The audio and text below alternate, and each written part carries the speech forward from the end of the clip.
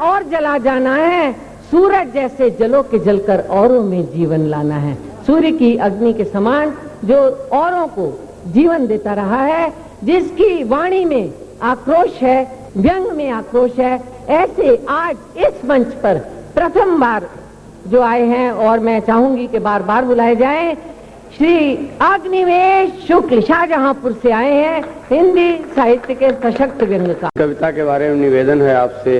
2 पढ़नी पड़ेगी। सुनिए तो, ये 2 के बराबर ही लंबी है। मित्रों, ये अपने छोटे से काव्य जीवन की मैं श्रेष्ठतम रचना मानता हूं कि मेरे जीवन की सबसे अच्छी कविता है। मैं चाहूंगा कि इसे आप उसी आस्था से सुन लें, और यही एक कविता ऐसी है जिसके कारण मैं आपकी मानसिकता की अनुकूलता की भीख मांगा करता हूं। विडंबना ये है कि जो जिन कविताओं से कोई संबंध नहीं होता, उनके लिए हम आत्मविश्वास से भरे हुए होते हैं कि ये तो जम जाएंगी, और जिन कविताओं का कविता से कोई संबंध हो जाता है उसमें डर लगता है कि पता नहीं आप स्वीकार करेंगे कि नहीं। ये कविता का शीर्षक है अशफाक उल्लाह खां की आखिरी रात। मैं ये विश्वास दिलाता हूं कि अगर मेरे से आप जुड़ जाएंगे तो वो रस मैं आपको दूंगा जो प्राय आपको नहीं मिला करता है। ये मेरा दावा है, वो शर्त है कि आप मेरी शर्त स्वीकारें, और जहाँ कहीं बीच में विघटन होगा आप ताली चाहे ना बजाएं, चाहे मुझे आशीर्वाद न दें, बस इसे सुन भर लें, क्योंकि मैं इस कविता के माध्यम से इस देश पर कुर्बान हुए एक बहुत बड़े शहीद को श्रद्धांजलि दे रहा हूँ। इसलिए आप भी उसी भक्ति से सुने। अशफाक उल्लाह खां के बारे में बता दूं कि काकोरी ट्रेन डकैती कांड में, जो कि चंद्रशेखर आजाद और पंडित राम प्रसाद बिस्मिल के नेतृत्व में डाली गई थी, 3 शहीदों को फांसियां हुई मेरे शहर से। पंडित राम प्रसाद बिस्मिल जो कि अशफाक उल्लाह खां के दोस्त थे, और अशफाक उल्लाह जो एक पठान घराने से संबंधित थे, उन्हें, और ठाकुर रोशन सिंह को।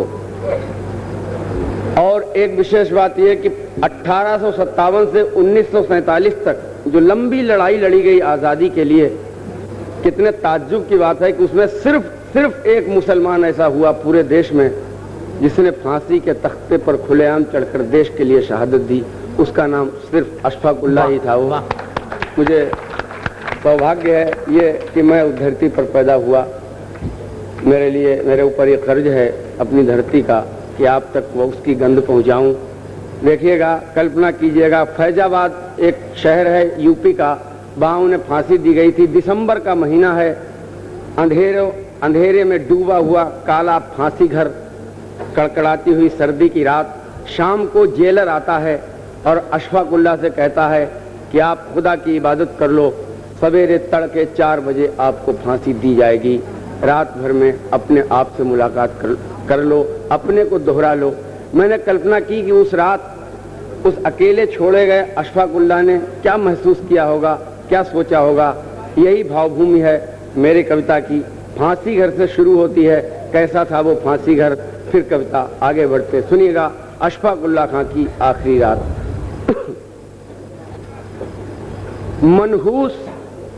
मनहूस मौत की परछाई हर तरफ बिखरती जाती थी। मनहूस मौत की परछाई हर तरफ बिखरती जाती थी, और फांसी घर की वो स्याह रात खामोश गुजरती जाती थी। सोई थी फैजाबाद जेल चादर ओढ़े अंधियारों की, और खामोशी भी पथरीली थी उन पथरीली दीवारों की। सूने दालानों के भीतर भी भटक रही थी खामोशी, बेरहम सीखचों के ऊपर सर पटक रही थी खामोशी। सहमी सहमी सी सर्द हवा थी कैद घुटन की बाहों में, और बेहोश पड़े थे गलियारे ठंडी सिहरन की बाहों में। झूठी सच्ची हर आहट की उम्मीद मिटाते जाते थे, दहशत के बोझल सन्नाटे पल पल गहराते जाते थे। तो मरघट की सगी बहन जैसी वो एक अनोखी बस्ती थी, और वो बस्ती उनकी थी जिनकी बस पल दो पल की हस्ती थी। अनगिनत काल कोठरियों की फैली थी लंबी सी कतार और करती थी जहां कैदियों की बेबसी मौत का इंतजार। ऐसी ही एक कोठरी में कैदी था कोई नौजवान, एक सरफरोश, एक देशभक्त, एक हिंदुस्तानी मुसलमान। कैदी जिसको कल अनदेखी अनजान राह पर चलना था और सूरज के उगते ही जिसके जीवन का सूरज ढलना था। वाह वाह। अशफाकुल्लाह था नाम, बगावत का एक जलता शोला था और काले कानूनों ने जिसका हौसला मौत से तोला था। और जिन्होंने उसकी तस्वीर देखी होगी, नहीं देखी है, उन तक उसका व्यक्तित्व पहुंचा रहा हूं। कैसा था वो अशफाकुल्लाह और जुर्म उसका क्या था कि आजाद मुल्क का सपना ही मकसद था जिसकी हस्ती का। अरे फांसी घर तक ले आया था पागलपन वतन परस्ती का। तो चौड़ा सीना, लंबी बाहें, ऊंची पेशानी थी उसकी और शबनम की बूंदों से अल्हड़ अनमोल जवानी थी उसकी। वाह वाह। लंबे कद का कसरती जिस्म, चीते जैसी बेखौफ चाल और सूली चढ़ते पैगंबर सा झरता था चेहरे से जलाल। वो काल कोठरी में बैठा कुरआन पाक को पढ़ता था, मानो जन्नत की मंजिल पर सीढ़ी दर से चढ़ता था। आंखों से लगाकर के चूमा, फिर उस किताब को बंद किया। पढ़ते पढ़ते शायद उसको अनगिन सोचों ने घेर लिया। उठ करके उसने थाम लिए लोहे के जंगले हाथों में। अब सिर्फ बदन ही कैदी था, मन भटक चुका था यादों में। और यादें यादें कितनी यादें, वो बीते जीवन की यादें, चंदन की ठंडी खुशबू सी कुछ अपने बचपन की यादें। याद आए हंगामों के दिन, कह कहो तरानों वाले दिन, एक नील गगन के पंछी सी आजाद उड़ानों वाले दिन। अपनों के चेहरे याद आए, हर गली शहर की याद आई और जज्बातों का तूफान लिए फिर अपने घर की याद आई। इन पंक्तियों पर आशीर्वाद चाहूंगा कि अपने मासूम लड़कपन की, अपने मासूम लड़कपन की हर एक शरारत याद आई और अब्बा के चांटे याद आए, अम्मी की मोहब्बत याद आई।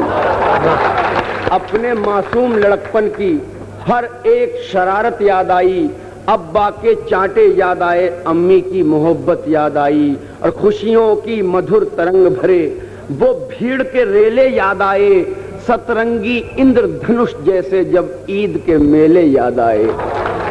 तो शायद ये कारवां यादों का बढ़ता जाता सहसा कठोर सच्चाई का यदि उसे ख्याल न आ जाता तो बिजली सी जहन में कौंध गई, सोचों का दामन छूट गया और टकराकर सख्त हकीकत से यादों का दर्पण टूट गया।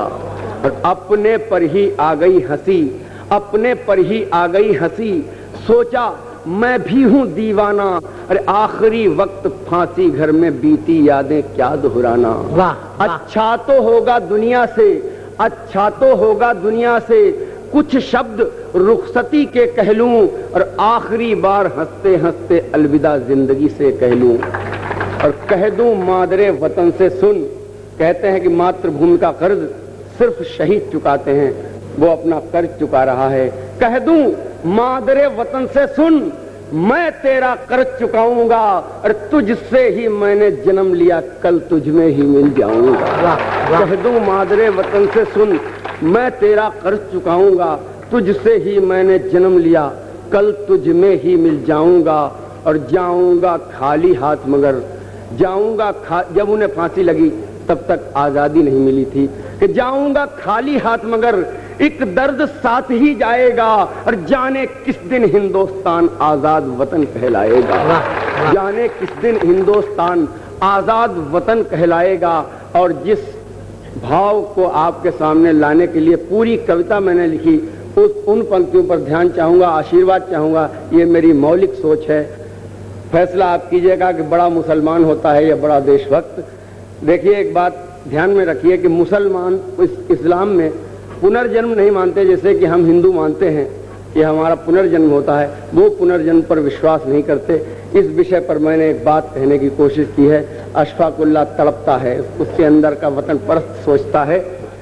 कि बिस्मिल हिंदू हैं, बिस्मिल हिंदू हैं, कहते हैं फिर आऊंगा, ले नया जन्म ऐ भारत मां, तुझको आजाद कराऊंगा।